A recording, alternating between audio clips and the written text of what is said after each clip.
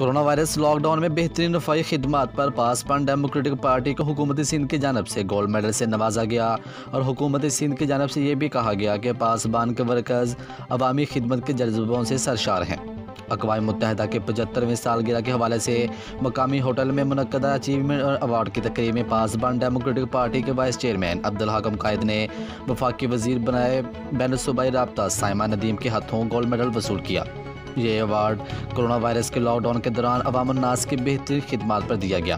Paswan democratic party के chairman Altaf Shakoor और दीगर ओहदेदारान ने अब्दुल हकम कायद को दिली मुबारकबाद पेश की। इस मौका पर वाइस चेयरमैन PDP अब्दुल हकम कायद का कहना था कि पासवान सियासी, समाजी और रफ़ाई तौर पर अवाम की भरपूर खिदमत कर रही है। पासवान मजलूम अवाम के लिए उम्मीद की एक किरण है। पासवान के वर्कर्स अवामी खिदमत के जज्बों से सरशार हैं। खिदमत इंसानियत अफजल का अमल है जिससे दुनिया और आखिरत में कसीर फ़ायदा हासिल होते हैं।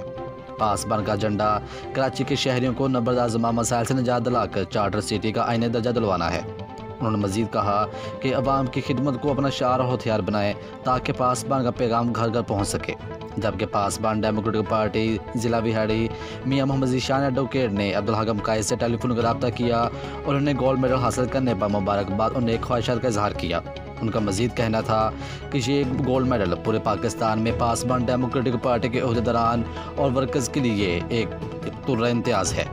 मज़ीद ख़बरों और तफसीलात के लिए देखते रहिए पासवान लाइव न्यूज़ HD। आप हमें फेसबुक और YouTube पर भी फॉलो कर सकते हैं।